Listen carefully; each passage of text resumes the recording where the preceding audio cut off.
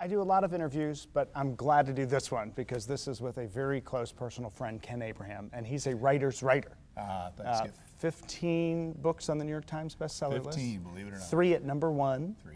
He works with some celebrities, politicians, etc. You have a who's who list. George Foreman, we just did Jimmy Wayne here at this event. Lisa Beamer, Let's Roll, a very moving story. Buzz Aldrin, Chuck Norris. Keep going.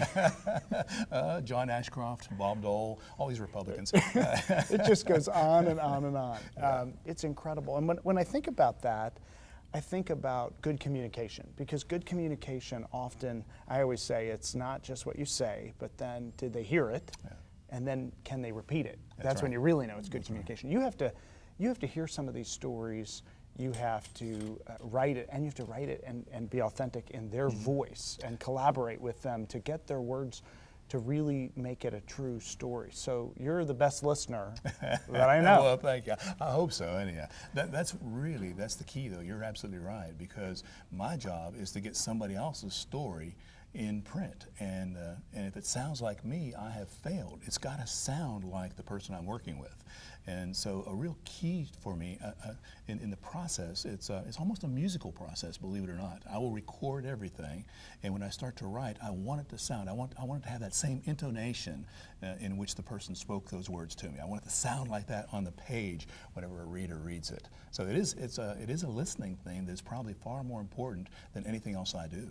Well, your demeanor is also very relaxed. I think I would be so tense, like, did I miss it?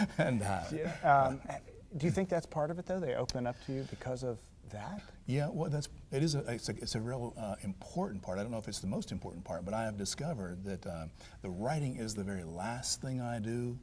A little bit of what I do is a little bit of a counselor. I'm obviously a friend with most of the people I work with. I become sometimes a psychologist, sometimes a psychiatrist, and sometimes even a pastor. And if I do all of those things Turn this chair into a couch for me. Yeah, just about. He's going to help me right after this. Maybe so. Well, we hope anyhow. I don't know. But if I do all those things well, I may get a chance to put the nouns and the verbs in the right order. If I don't do those things, then you just have a bland story without the life. My goal is to get the heart on paper. And to do that, you really do. Oh, thank you. To do that, you really have to listen to what is important to the person who is speaking those words.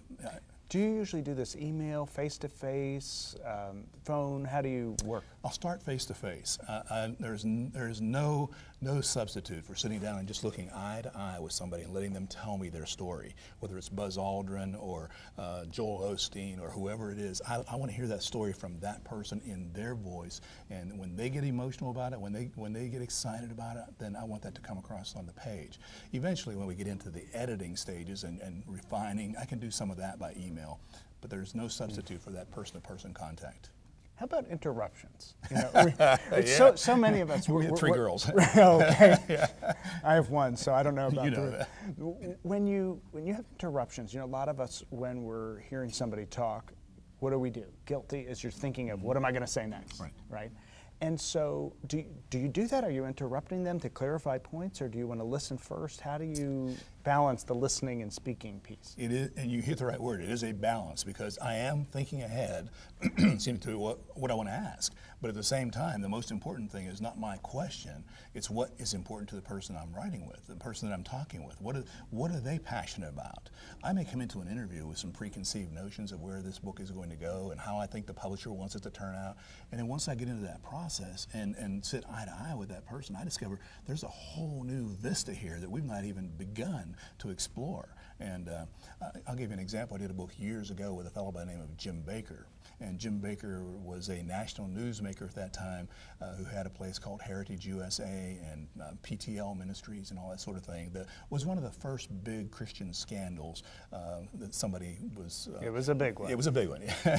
So when the publisher asked me if I wanted to write that book, they asked me if I wanted to write a book about Jim's prison years, because that was the book they had sold to Jim. We're going to talk about the prison years. But when the publisher talked to me, they talked about, we want to talk about the whole story that Jim was involved with. And there was a lot dealing with money, sex, power, corruption, all kinds of things, everything that you would say would make a great movie, of course. So I went to Jim, and he's thinking he's going to write a book about the prison years. somewhere I had to start there in prison. We spent the first probably 6 months working together. In prison. I mean, yes, literally, yeah, and figuratively as well. Yeah, because he's writing a book about the prison years. I know the publisher wants this whole big story. Charles Shepard from the Charlotte Observer had won a Pulitzer Prize for a book called Forgiven. So I knew this book had to be right. It had to be perfect. The first interview was going to be with Barbara Walters on national TV. It had to be right. And we couldn't just talk about the prison years. We had to talk about the whole story. Yeah, the whole story. But it was 6 months before I had that relationship with Jim, where I could say, Jim, tell me, how in the world did you ever get involved in something that would get you into prison in the first place? And so building that relationship is a key to the listening practice. Well, you have very dramatic pieces in most of your books. I mean, the stories are not, obviously nobody would buy a book if it was just, walking down the street. I mean, there's these dramatic moments in all of your stories. As you're hearing them, do you have to suspend belief, or do you have to, go verify? You're talking about the politicians I've worked with now, aren't you? Yeah. Well, sometimes I do, yeah, because first of all, I'm looking at it from the perspective of the reader and saying, okay, is the reader going to buy this? And you mentioned Jimmy Wayne earlier. When I was working with Jimmy, one of the things I discovered was his story was so awful. I got to the place I'm not sure if I can really believe, that this is real. And yet every time I had a question, I would mention something to Jimmy. He would dial up the person on the telephone, and that person would give me the exact same story that Jimmy had just told me, without any idea that we were going to call and ask for confirmation. And so I got to the place. It's a compelling story. Oh, thank you. And it's a great story too, with hope and. It does. It's happy. It's happy in the end. Yeah, even though it's dark to get happy. I'm always the optimist. I'm going to look for the happy. Me too. Well, I want to just turn to a different voice. So you listen to these voices. You're a great listener. You then have to collaborate. What was it like not to collaborate, but to write in your own words? When you had to write, you wrote this beautiful narrative about your mom when your parent becomes your child, which also is moving. You don't have to suspend disbelief because it's you. No, that's right. What was that like? How was that different than the collaboration? It was different.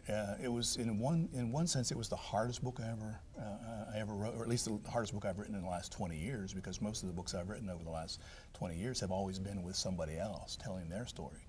This story was telling the story of my mom with dementia and those last 3 years of her life, just going downhill each day, each week, going progressively into the netherworld of dementia. And we were walking with her through that. So I started making notes, and I started looking for the things that were important to her. And I discovered that the things that were important to her were really important to me as well. Her faith, she never lost her faith. Music. She loved music. We would push her literally up to the piano. She couldn't tell you what day it was. She couldn't tell you what she had for breakfast, but we'd put her up to the piano and she'd start playing the old hymns of the church. Amazing. Oh, absolutely. Music is the last to go, they say. And I really believe it is. To the very day she passed away, if we would start singing one of those old hymns, she'd start singing along. And she knew the words without a hymn book. She would start singing the harmony parts. If we put her up to the piano, she could play without any music. It was there to the day she died. Beautiful. Yeah. Well, it's a beautiful story, and you are a great listener. I'm glad I got an opportunity to ask you a few questions, since you're always on the questioning side. Well, it's a scary thing, because, we writers, we don't get a chance to talk too much. So when you get us away from the computer, we just prattle on forever. So. Thank you so much. Skip, my pleasure. Appreciate it.